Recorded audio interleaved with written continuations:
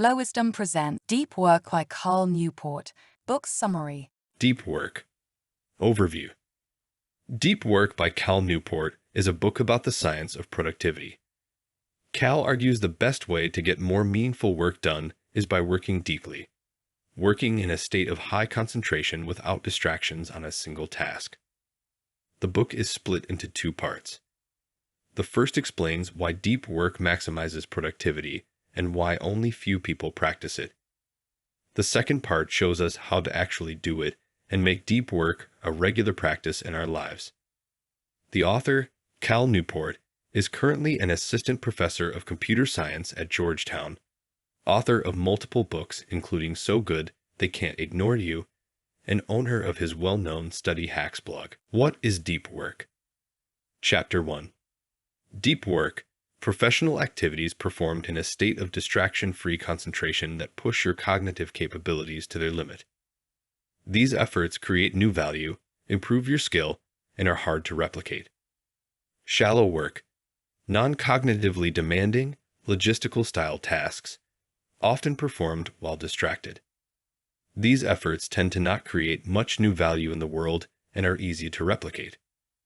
Cal Newport differs between deep work and shallow work.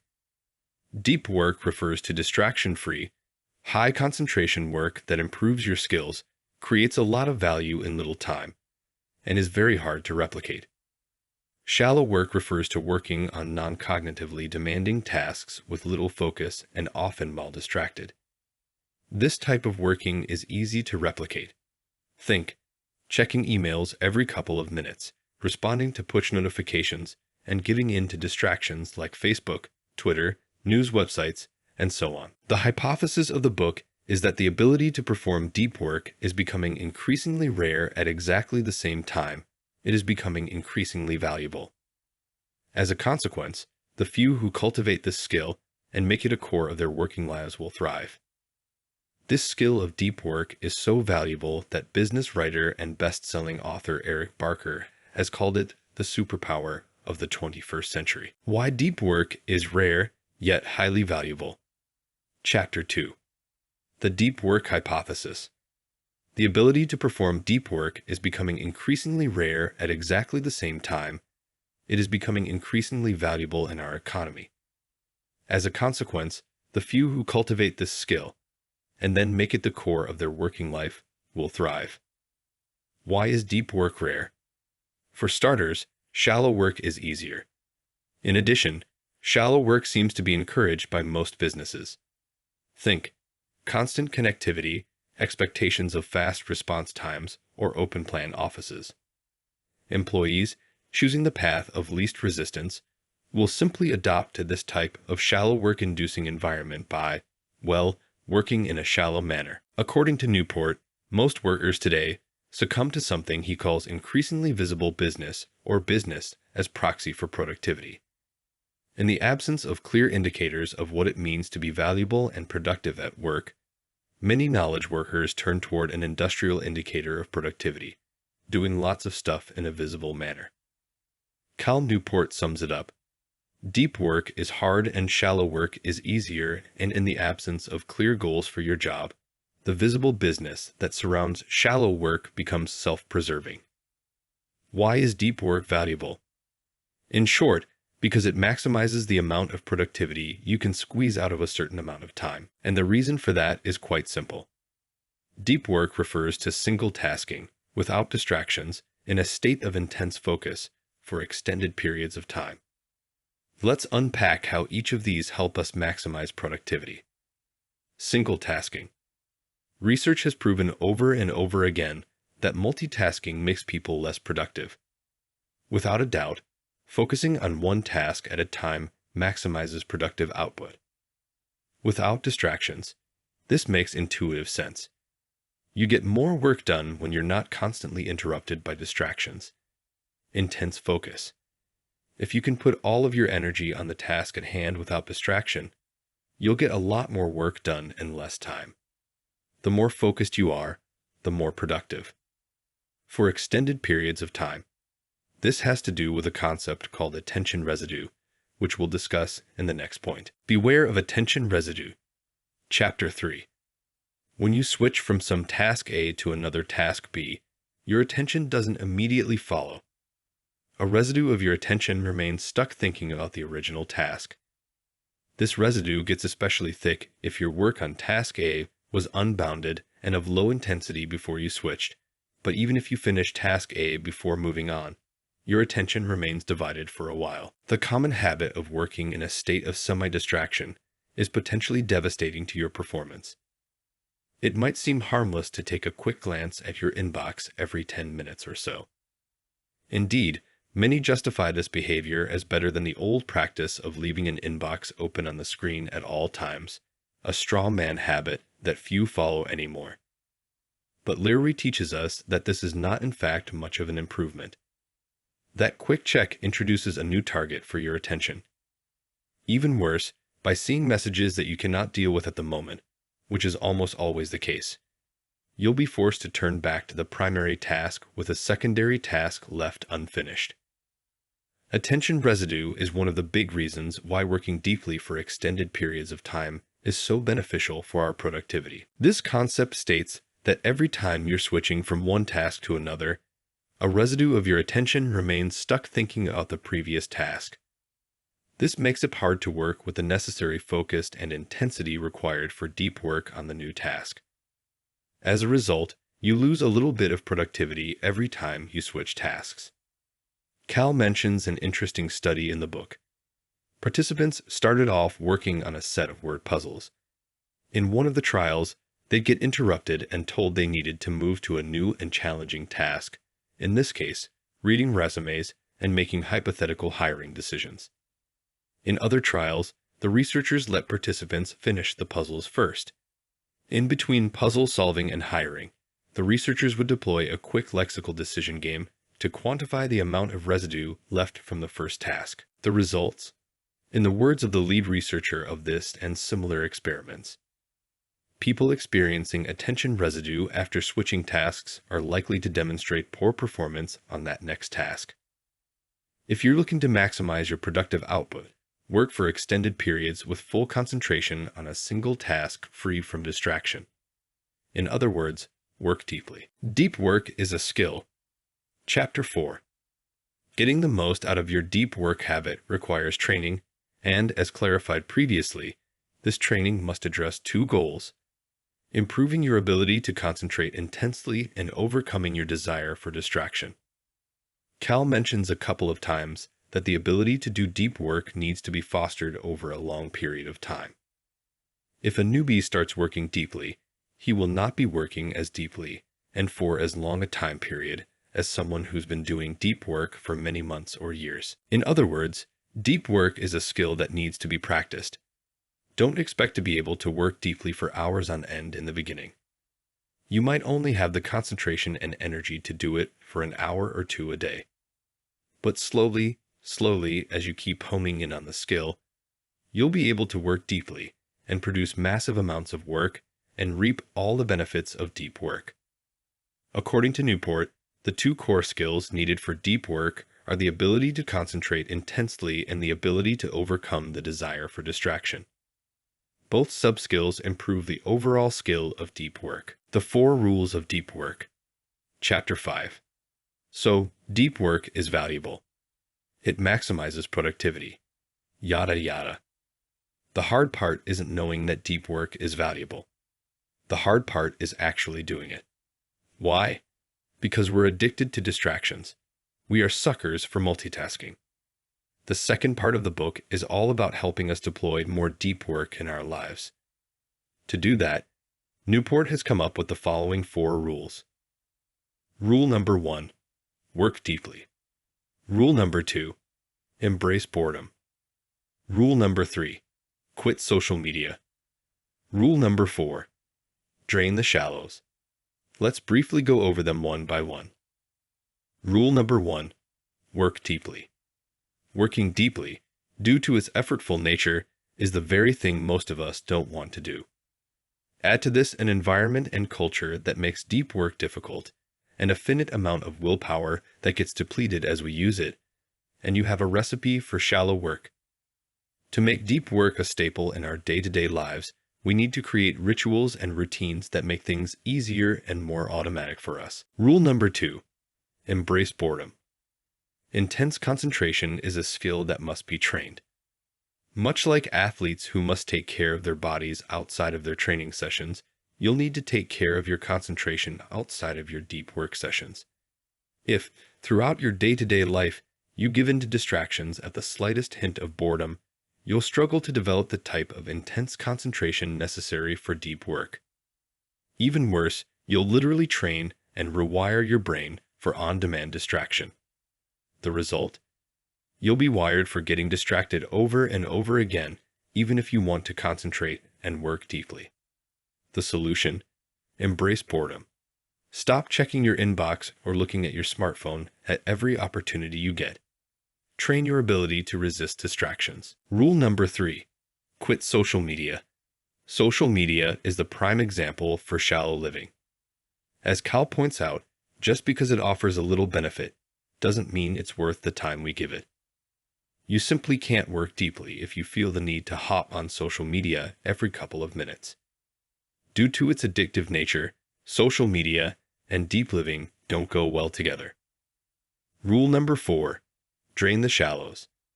The Shallows is the name of a book written on the effects of the internet on our brains and lives. Shallow work, if you recall, refers to answering emails, making phone calls, attending to meetings, and other inevitable, but ultimately low-value tasks. If you're serious about working deeply, you need to drain the shallows. You need to schedule time for deep work and spend as little time on shallow work as possible. Don't let shallow work get in the way of deep work. Use routines to ritualize deep work. Chapter 6. That brings me to the motivating idea behind the strategies that follow. The key to developing a deep work habit is to move beyond good intentions and add routines and rituals to your working life designed to minimize the amount of your limited willpower necessary to transition into and maintain a state of unbroken concentration. If you suddenly decide, for example, in the middle of a distracted afternoon spent web browsing, to switch your attention to a cognitively demanding task, you'll draw heavily from your finite willpower to wrest your attention away from the online shinniness. Such attempts will therefore frequently fail. On the other hand, if you deployed smart routines and rituals, perhaps a set time and quiet location used for your deep tasks each afternoon, you'd require much less willpower to start and keep going.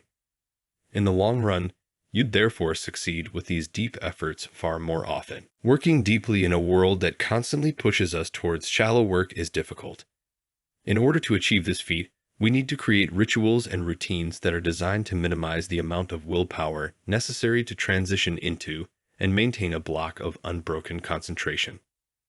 According to Newport, there are broadly 4 approaches to systematically carving out time for deep work. Choose an approach or mix approaches that fit your specific lifestyle. Monastic philosophy. This involves cutting yourself from distractions completely, like a monk in a monastery. Bimodal philosophy. This mode alternates between a normally engaged life and a monastic approach. Cal Jung, for example, alternated between his normal therapy practice and social life in Zurich and a fully removed monk mode in his retreat house for writing. Rhythmic philosophy. This involves a fixed time for deep work every day, such as between 5 to 7 a.m., or a fixed time for deep work throughout the week, such as every Monday and Thursday. Think Jerry Seinfeld and his chain method. Journalistic philosophy. This is Cal's main approach. He fits deep work into his schedule whenever he can, kind of like a journalist who's ready to write on deadline whenever the situation arises. Whatever works for you. The goal is to make deep work a staple in your life. Say yes to the wildly important. Chapter 7. As the authors of the 4 disciplines of execution explain, the more you try to do, the less you actually accomplish. They elaborate that execution should be aimed at a small number of wildly important goals. This simplicity will help focus an organization's energy to a sufficient intensity to ignite real results. For an individual focused on deep work, the implication is that you should identify a small number of ambitious outcomes to pursue with your deep work hours. The general exhortation to spend more time working deeply doesn't spark a lot of enthusiasm. In a 2014 column titled The Art of Focus, David Brooks endorsed this approach of letting ambitious goals drive focused behavior, explaining, "If you want to win the war for attention, don't try to say no to the trivial distractions you find on the information smorgasbord. Try to say yes to the subject that arouses a terrifying longing, and let the terrifying longing crowd out everything else." Saying no to distractions just for the sake of saying no to distractions isn't very motivating. Saying no to distractions for the sake of achieving an ambitious goal, on the other hand, is highly motivating. If Facebook gets in the way of that wildly important goal you're pursuing, then you'll feel compelled to avoid that distraction.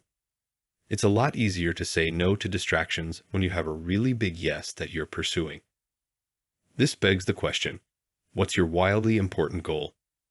What's the subject that arouses a terrifying longing in your heart? Figure it out, then banish distractions from your life and use deep work to make it happen as quickly as possible. The Value of Systematic Idleness. Chapter 8. Decades of work from multiple different subfields within psychology all point toward the conclusion that regularly resting your brain improves the quality of your deep work. When you work, work hard. When you're done, be done. Cal Newport argues that you should inject regular and substantial leisure time, complete freedom from professional concerns, into your day. This systematic idleness, paradoxically enough, is required to get deep work done. He offers 3 good reasons for this. Downtime aids insights. Some decisions, it turns out, are better left to your unconscious mind to untangle. By occupying your conscious mind with leisure activities, you'll be able to make better decisions and reach more insights. Downtime helps recharge the energy needed to work deeply. The type of attention used during deep work, so-called directed attention, is a limited resource. In order to replenish that resource, you need to give it a break once in a while. The work that downtime replaces is usually not that important. Your capacity for deep work in a given day is limited to only a couple of hours. Once you've used up those hours, any work that comes afterward is less productive and thus less important. Note that when we're talking about downtime, we're not talking about shallow work, and we're not talking about activities that continue using your directed attention. Instead, we're talking about true leisure time, going for a walk, having a casual conversation with a friend, listening to music, playing a game with your kids, or going for a run. How do you incorporate more downtime into your days? Cal Newport recommends a shutdown ritual. At the end of your workday, shut down your considerations of work issues until the next morning. No after-dinner email checking, no mental replays of conversations, and no scheming about how you'll handle an upcoming challenge. As best as you can, shut down work thinking completely. Newport ends his workday by 5:30 p.m. and rarely works on weekends. Yet he's been able to write several best-selling books, publishes several scientific papers every year, and even won 2 competitive grants. The point is, productivity isn't about putting in more hours. It's about getting the most out of the hours you work and getting the most recovery out of the hours you don't work. Get more done in less time with Roosevelt Dashes. Chapter 9. This strategy asks you to inject the occasional dash of Rooseveltian intensity into your own workday. In particular, identify a deep task, that is, something that requires deep work to complete. That's high on your priority list. Estimate how long you'd normally put aside for an obligation of this type. Then give yourself a hard deadline that drastically reduces this time. Motivate yourself by setting a countdown timer on your phone and propping it up where you can't avoid seeing it as you work. At this point, there should be only one possible way to get the deep task done in time. Working with great intensity. No email breaks, no daydreaming, no Facebook browsing, no repeated trips to the coffee machine.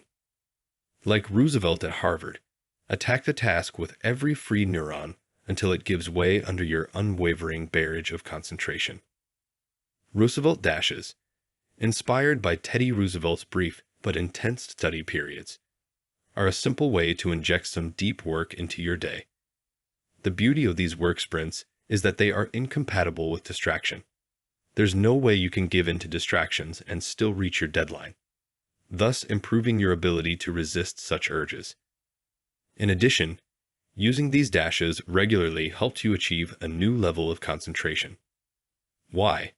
Because they are like interval training for the concentration centers in your brain. The Deep Life. Chapter 10. The deep life, of course, is not for everybody. It requires hard work and drastic changes to your habits. For many, there's a comfort in the artificial business of rapid email messaging and social media posturing, while the deep life demands that you leave much of that behind. There's also an uneasiness that surrounds any effort to produce the best things you're capable of producing, as this forces you to confront the possibility that your best is not, yet, that good. Let's face it, living and working deeply is a pain in the ass. You need to constantly fight distractions, push yourself and your concentration to the limits, spend less time on social media, spend less time on the internet, plan your days, even your leisure time, in advance, and so on. The deep life isn't for everybody. For most people, it's too much work and too much of a hassle. Much easier to give in to the comforts of artificial business. Much easier to waste away time on social media. Much easier to occupy yourself with shallow tasks. Much easier to give in to temptations whenever they arise. However, if you're serious about maximizing your productivity, deploying your mind to its fullest capacity, and getting big things done, then I'm afraid there's no other, and no better, way than to pursue the deep life. The deep life isn't for everybody. For most people, it's too much work and too much of a hassle. Much easier to give in to the comforts of artificial business. Much easier to waste away time on social media. Much easier to occupy yourself with shallow tasks. Much easier to give in to temptations whenever they arise. However, if you're serious about maximizing your productivity, deploying your mind to its fullest capacity, and getting big things done, then I'm afraid there's no other, and no better, way than to pursue the deep life. Cal Newport ends the book with a quote from writer Winifred Gallagher.